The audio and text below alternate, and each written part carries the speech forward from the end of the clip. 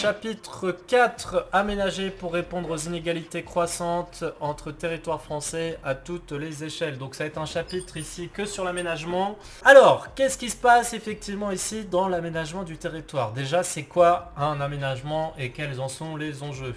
Un aménagement, c'est l'ensemble d'actions qui est mené sur un espace pour améliorer son fonctionnement.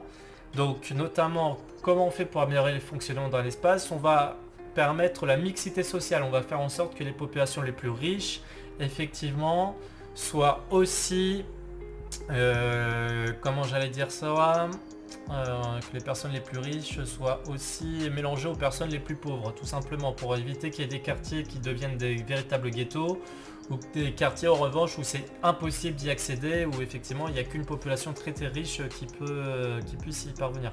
Donc c'est pour ça que l'objectif c'est de rendre effectivement ces espaces mixtes pour permettre vraiment d'améliorer son fonctionnement au maximum. C'est aussi, les aménagements sont utilisés pour améliorer les déplacements de population. Par exemple, pourquoi on va créer une ligne à grande vitesse? Pour permettre aux populations d'aller plus vite d'un endroit à un autre. Donc ça permet d'améliorer son fonctionnement aussi de l'espace, puisque l'espace risque d'être plus attractif, l'économie risque de mieux fonctionner, etc., etc. Ça permet aussi de stimuler l'économie des territoires, c'est-à-dire que si vous mettez 3 millions d'investissements dans une entreprise, dans un territoire pour faire en sorte que cette entreprise devienne attractive, qu'elle embauche, etc. Ça va permettre au territoire d'avoir une meilleure économie, etc. Donc on améliore également le fonctionnement de ce territoire. Ensuite, respecter l'environnement. Respecter l'environnement, il faut que tous les aménagements aujourd'hui respectent l'environnement. Et c'est pour ça que ça a fait un tollé quand pour la reconstruction de Notre-Dame de Paris, il y avait un projet de loi qui visait à ce que pour la construction de Notre-Dame de Paris, il n'y avait pas forcément besoin de respecter l'environnement, ça a fait un tollé, etc. Mais voilà, il n'y a que la loi qui peut permettre effectivement qu'un aménagement ne respecte pas l'environnement et c'est extrêmement rare. Du coup, les acteurs de l'aménagement du territoire, après avoir vu pourquoi on aménage, maintenant on va voir qui aménage. L'Union Européenne, c'est le premier financeur de l'aménagement, c'est-à-dire que c'est l'Union Européenne, ce sont tout simplement les premiers à donner le plus d'argent. Donc contrairement à ce qu'on peut dire, c'est l'Union Européenne qui a le plus gros budget aménagement du territoire pour la France, bien devant l'État, bien devant les collectivités territoriales, etc., etc. L'État, contrairement à ce que vous pensez, donne très très peu.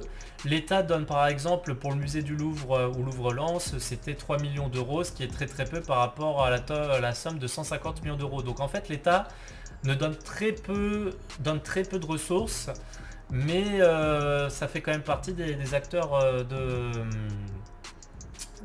du coup de l'aménagement du territoire. Pour les collectivités territoriales, donc notamment les régions, les départements et les municipalités, et on a les acteurs privés aussi. Il y a de plus en plus d'acteurs qui donnent du coup de l'argent. Je pense par exemple au stade de foot. Pourquoi les stades de foot changent de nom? Parce que là, par exemple, la moitié de la reconstruction d'un stade ou de la construction d'un stade a été fait par un acteur privé, donc c'est un gros plus pour l'instant pour l'aménagement du territoire. C'est plus comme avant où c'était forcément l'État et les acteurs publics effectivement qui aménageaient le territoire. On a aussi les habitants, donc les habitants qui peuvent maintenant donner leur opinion sur un aménagement, etc.